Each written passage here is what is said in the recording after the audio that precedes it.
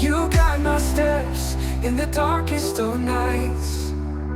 Through valleys and storms, your light ignites my life. Love notes from the heavens calling out to me. Every word a treasure setting my spirit free. With faith in my heart and love full of light, I'll walk this path, guided by your sight. Hey everybody, this is Melissa with Love Notes from God, and this is my good friend Sam. Hey Sam, how you doing? I'm doing well. Thank you. Thank you for having me. So I'm really excited. I've been waiting to record about the Saints books that came through the Church of Jesus Christ of Latter-day Saints, about our church's history. And Sam, if you want to tell us really quick about your channel.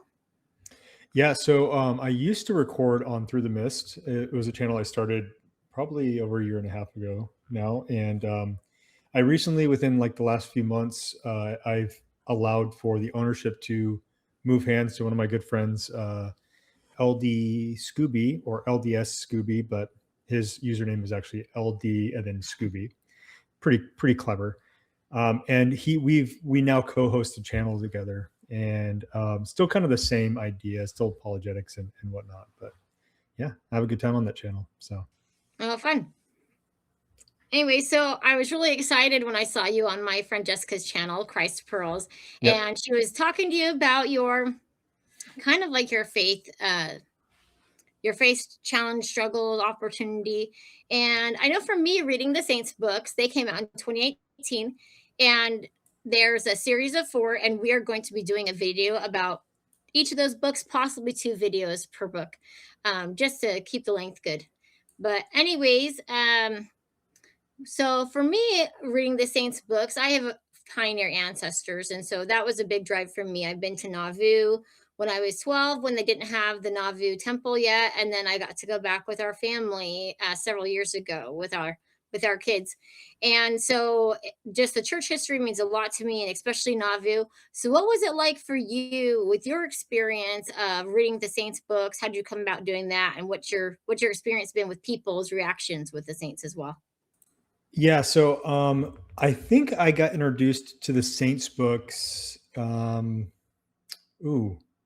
probably when I started to come back to church. I think I had started to look at the library, the LDS library. For those who aren't familiar, our church actually has like an application that has all of our scriptures and church documents on it. And I was exploring like the history section, and those who are familiar, the history section mostly has the Saints books. And so I was introduced to the Saints volumes in that. And I initially started off just listening to the books. But then I ended up purchasing them because I do like, when I study something, I find it easier to actually like read the physical copy. It's easier for me to mark and like really focus on what I'm doing. Although I will say, like, I love like speed listen. I call it speed reading. It's not really speed reading. Yeah. Like speed listening through like the scriptures. So like I'll speed listen through like the Book of Mormon. And like I've done that with the Saints books too. Like I've just thrown it on and listened to them at times. But yeah, that's really how I got introduced to the Saints volumes. It was really just my curiosity going through the library. Well, and so what's been your experience when you've talked to different people about reading the Saints books, like with them reading or? Yeah, I think a lot of people really like the people I interact with that talk about the Saints books, they like it because for those who aren't familiar, the volumes are really broken up into like multiple people's perspectives. And so there will be like a narration somewhat where somebody's telling or recounting the history. But then there's also like individual stories from other people within the restoration who are speaking as well. And so I think what I've heard most people when they talk about it, they really like the idea that the book itself is really easy to digest because it's well written in that regard. It's not written like a history book. It's written more personal. And so, and I kind of share that sentiment, I think, with them. I think a lot of people are going to resonate with the fact that people will mention the Saints volumes maybe indirectly in Sunday school. Like I find that to be the case, at least at my last ward. We had individuals who, especially when we're talking about Doctrine and Covenants, who would reference, I feel like the Saints volumes, specifically volume 1 for those who are keeping track of like what the time periods for each. But that's like a huge thing that I think people like reference when they're talking about the Doctrine and Covenants, maybe even indirectly. But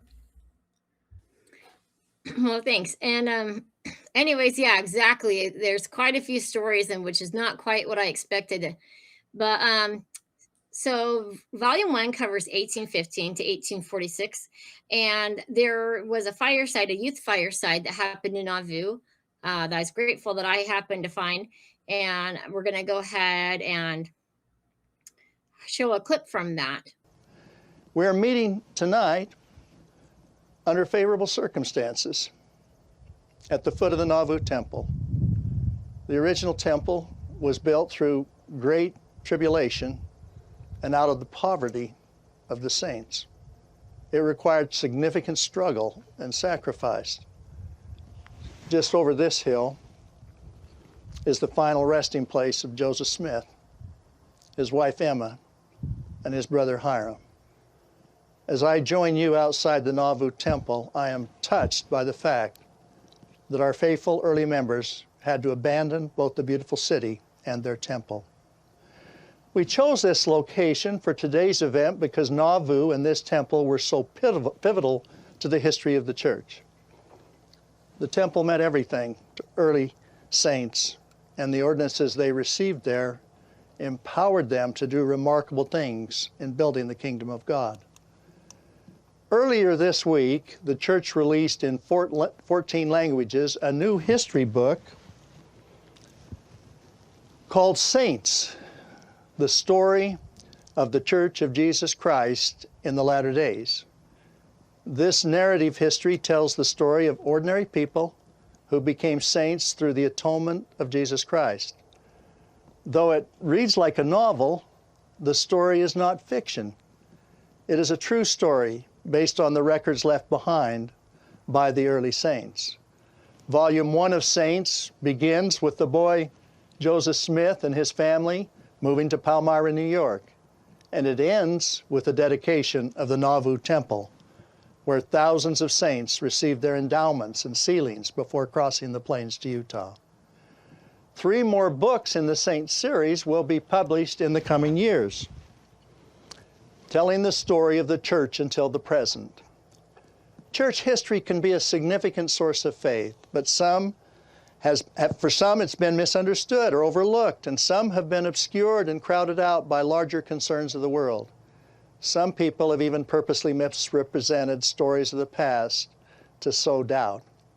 In learning more, we will bind our hearts together with saints of yesterday and today. We will find examples of imperfect people who went forward with faith and allowed God to work through them to accomplish His work.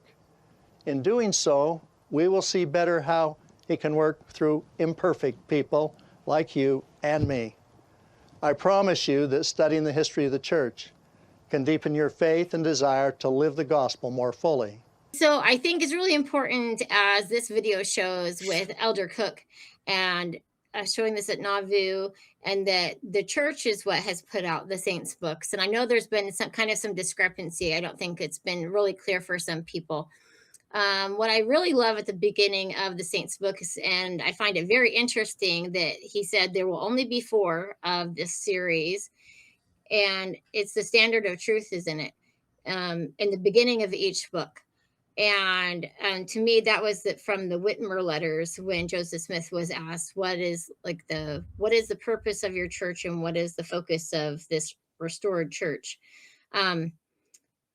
Anyways, so we'll read through that another time, but I just love how the Saints books really show this progression of how the standard of truth grows. I guess I can try and quote it. The standard of truth has been erected. No unhallowed hand can stop the work from progressing. Persecutions may rage, mobs may combine, armies may assemble, colony may defame, but the purposes of God will go forth, nobly, boldly, and independent, till has visited every continent, swept every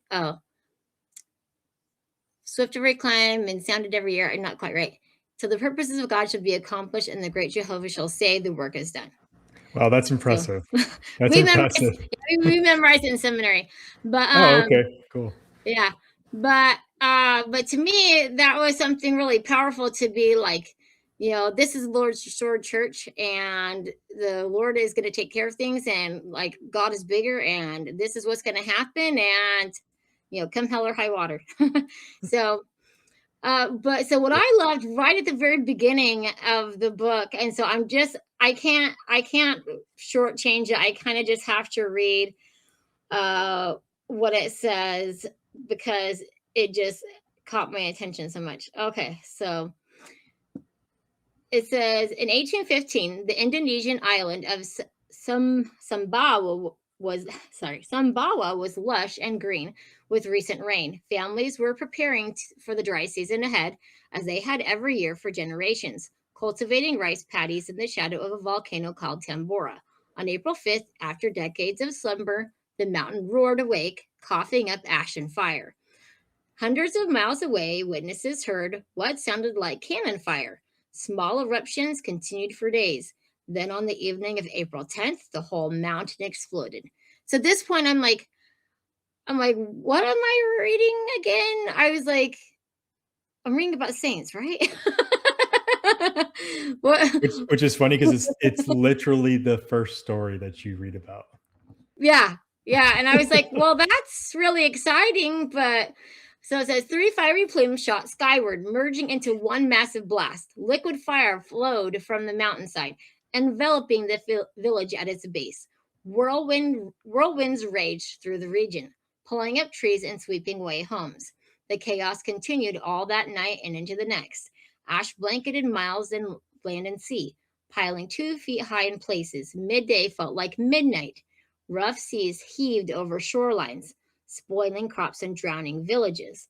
For weeks, Tambora rained cinders, stone, and fire. And you're like, wow, for weeks it rained cinders, stone, and fire. Yeah, and so I'm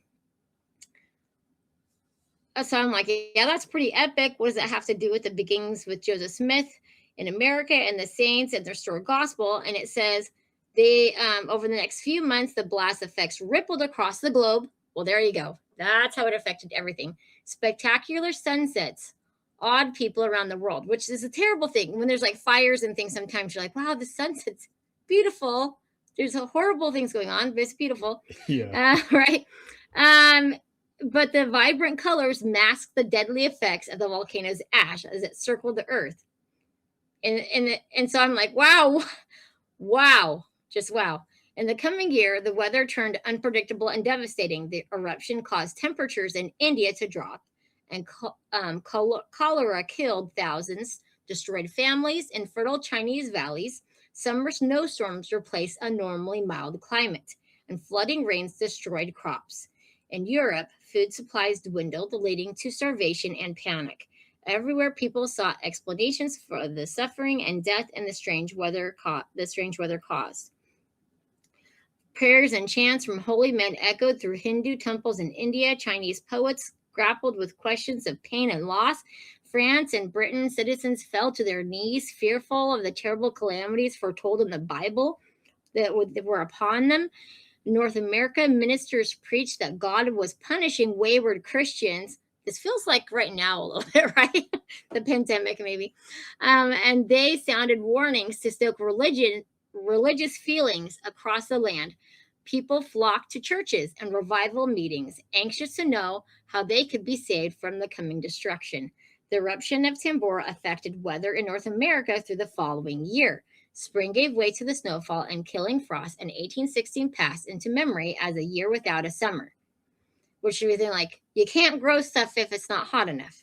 You got to have a summer. In Vermont, the northeast corner of the United States, Rocky Hills had frustrated the farmer named Joseph Smith Sr. for years. But that season, as he and his wife, Lucy Mack Smith, watched their crops shrivel under the relentless frost, they knew they faced financial ruin and an uncertain future if they stayed where they were.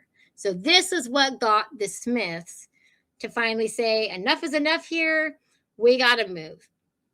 And as we see, it affected so many other parts of the world. I mean, this feels like almost like a flood.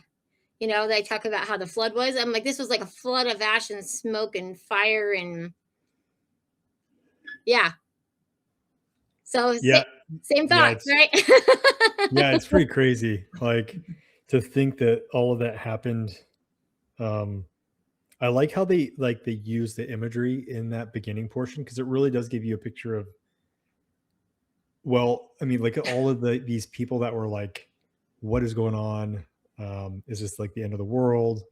But yeah, the chaos that ensued just from one simple like natural disaster is pretty crazy. I don't think we've really had much of a like an eruption on that like scale Yeah. really since then. So not the whole world, right? Not the whole world. It would be interesting to see how people would react if that were to happen again, though, for sure. You know, maybe this is also the good reminder of the saints of what real calamity and catastrophe is like. But we have virtual chaos too, right? And that's a totally different thing. So, yeah. So, okay. So, did you have anything else from chapter 1? Because, of course, this is when the saints are well, go ahead and say what you have to say, and we can fill in little gaps if there's some things. Yeah, we're not going to do everything here. So yeah, so like the big thing, the big takeaway I got from it is essentially that God can use disruptions to kind of, and also like a struggle of somebody to kind of prepare them for future events. I don't believe that God made the mountain erupt. Some might. I personally don't. But I feel as though those promptings or those guiding thoughts that are given to either Joseph Smith Sr. or his family post those events are really how the Lord worked through the family in order to get them in really an ideal situation for like the coming events of kind of what essentially what we see in chapter 2. Yeah, and so and of course, so this is 1815 to 1846. We're going to cover up until just before the Kirtland Temple. And then that's what will be in this video.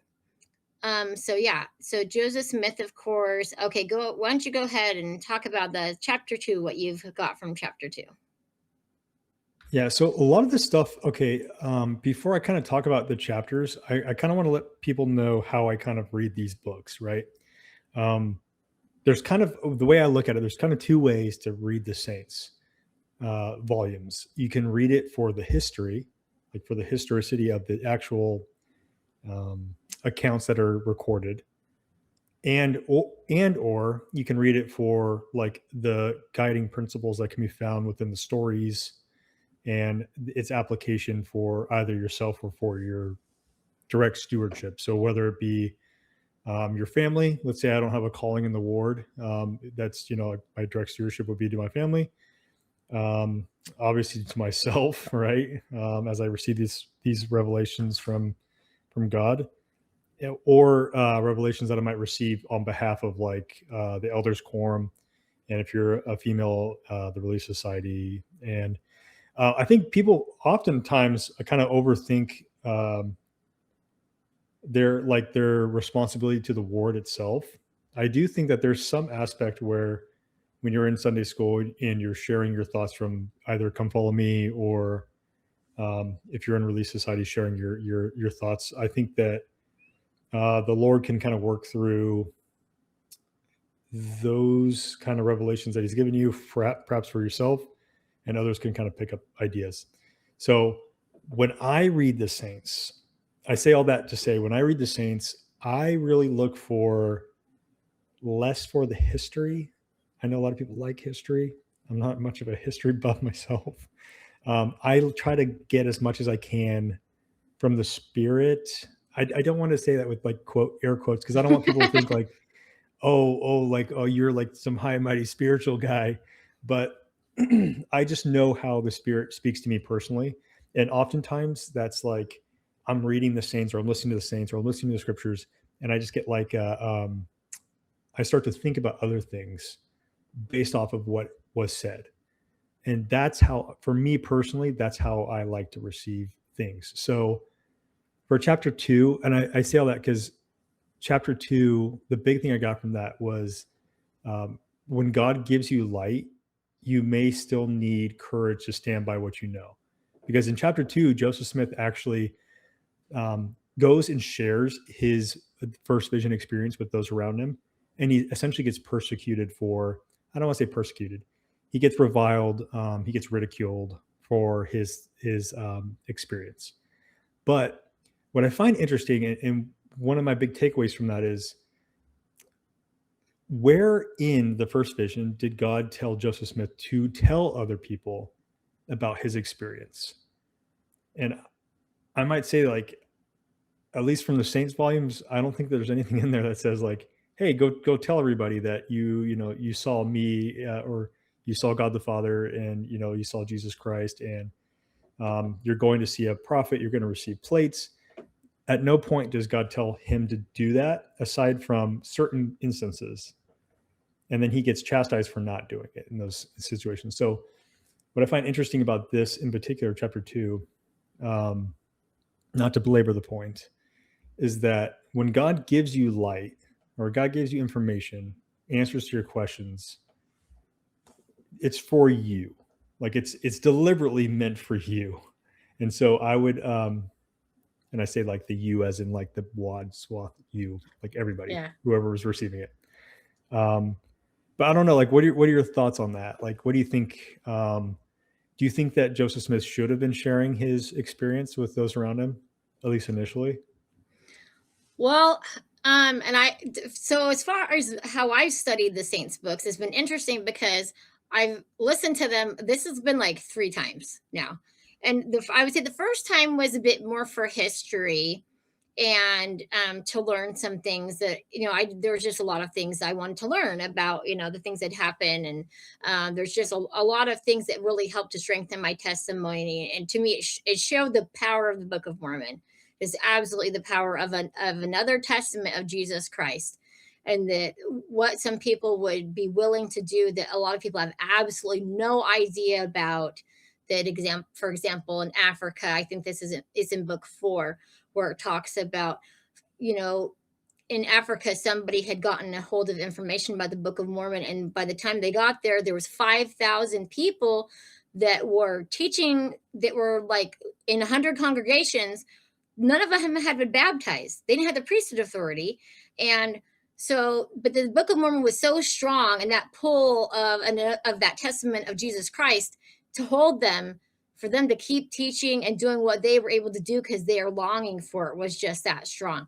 And so that's one of those things that it really taught me is, as Elder Cook said, is that if you read the Saints books, it will help to increase your testimony and give you a better understanding. And I think, like the story, you see through these people's eyes some of the things they went through. And for some of us, I do have pioneer ancestors. My husband has pioneer ancestors, and we've read through some journals, a couple of different things. And so that has been amazingly powerful. But I think for those who, especially who don't have that, journals and that type of thing, it's incredibly powerful to be like, these people went through all these things. They didn't do it for nothing. And when the adversary is working really hard on you, to be like, oh, but do you really know? And for me, hearing these accounts, I'm like, yes, I know for surety. The Book of Mormon is another testament of Jesus Christ.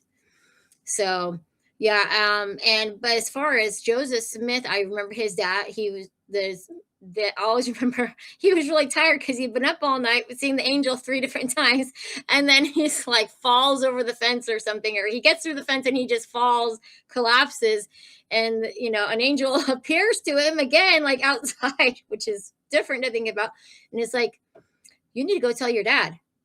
Wasn't his dad? Yeah, he's like, you need to go tell your father, and he's like, okay. So I go, as a parent, can I imagine my 14-year-old coming up and telling me things. And I would have to say, currently have a 14-year-old. Yes, absolutely. Yes. Their spirit is so strong. And to me, that's that important thing of like family units and understanding and these strong spirits, absolutely. Yes. Family, we have these units but as far as, yeah, he was only told to tell his dad. But yeah, I don't remember everything, but I feel like, especially with something like that, he must have felt called that he needed to let people know. I don't remember. That's a good question. I don't remember him being told specifically, but I guess, when you have the truth, you want to proclaim it to the world. So that was the beginning of his mission. Sure. But So, there were aspects in the beginning of the restoration where God deliberately chastised him for wanting to do something that he didn't tell him to do. And I think that is one of the things that kind of makes us a little bit different than like Christianity at large, is that we're a religion that really does take, I don't know how I would put this, takes ownership of what we do, but we do things based upon what we're told to do.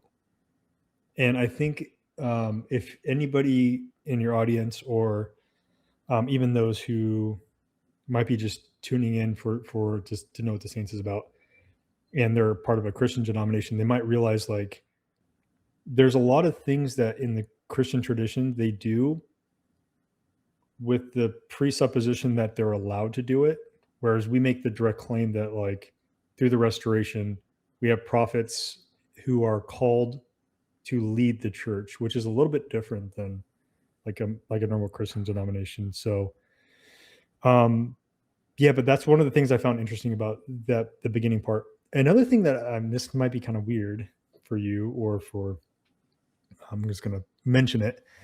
The three, or the times that Moroni mentions the same thing again to Joseph Smith, I remember that kind of took me aback, and I was thinking through it, or like kind of, it kind of got me distracted when I was listening to it. Like, was he telling Joseph Smith the right thing or the wrong thing, and he had to keep coming back to tell Joseph again? Or was Joseph Smith just not getting it when he was being told by Moroni, because it was such a miraculous thing? Like the first time he appears to him, like I can only imagine if an angel appeared to me and gave me a message, my mind would be going like a million miles per hour. yeah. Like thinking about Mhm. all this other stuff, Mhm. like how he looked, like if he was holding something, maybe his feet weren't touching the floor, right? Like the description of Moroni. Mhm. And so, yeah, like my mind, I remember listening to that portion or reading it and thinking, yeah, I wonder why he had to come back multiple times. And then we do know that like when he comes back after Joseph Smith Jr. doesn't tell Joseph Smith Sr. what he was supposed to tell him, that Moroni repeats the message even an additional time. So I did think that was interesting. And it does kind of go to show like how God kind of takes, if you think about the behind the scene, right? If God is preparing Joseph Smith Sr. through, visions, dreams, or other events within his life through promptings, for Joseph Smith Jr. to not tell him something when he's supposed to can really kind of begin to kind of interrupt. Like, at least that's how I view it. It's like, no, I need you to tell your father, because I'm preparing your father to receive that message from you so that he can kind of be on the same page you are in understanding, or at least he can understand what you're going through, and it'll be backed up by what I prepared him, like the preparation that I've already done. And so it's interesting to see, like, or at least what I gathered from it, it's like when the Lord prompts you with something, like you have to do it, because on the other side, like if we're going to talk about missionaries, if I feel prompted to speak with somebody and I don't speak with them, well, the Lord on the other side could be prepping them to receive the message that he's prompting me to give them.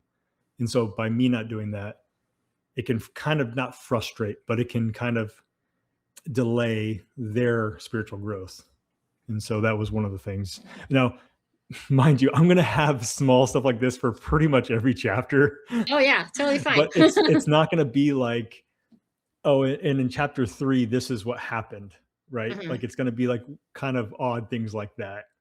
Well, and to me, of course, anybody you really, we would both say you've really just got to read the Saints books, listen to them or whatever. And I think Yeah, too often absolutely. people are thinking like, Absolutely. well, I don't sit there and read books. It's like, okay, well, actually, you can read it on the app as well. You can read it, you can listen to it, you can switch back and forth, because there's times when I'm like, whoa, what did they just say? And so I'll stop Yeah. it and I'll go back, and you can take notes in there, virtual notes in there, which is really nice too. And that's what I've done in here as well to prepare for this. But yeah, and that's what I mostly did too. Is there? I'd known a lot of church history, but there were significant things that I was like, oh, I didn't understand that. And so to me, part of why the lesson, because this last time that I've been reading through it, and I was like, oh man, I didn't take good notes, and I need to do it now.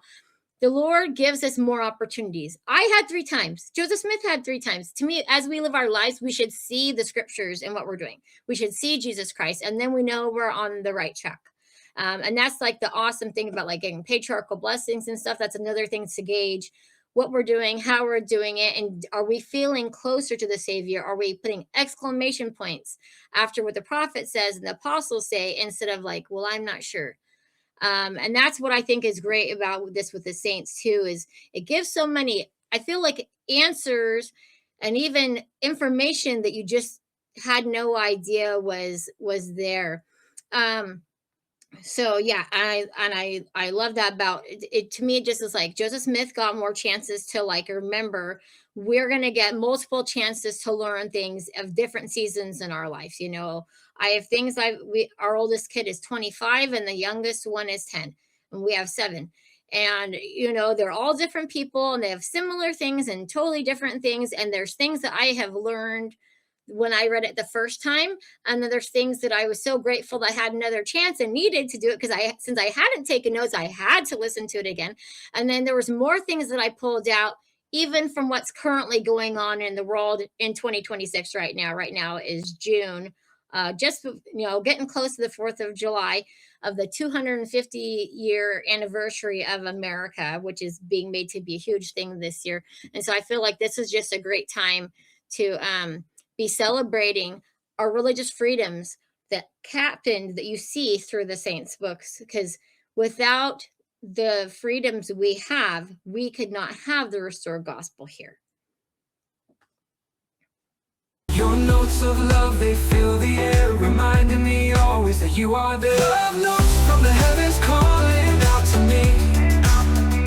Every word a treasure, setting my spirit free. With faith in my heart and a love full of light, I'll walk this path, guided by your sight. Forever I'll cherish these notes from above, in the arms of sweet faith, enveloped in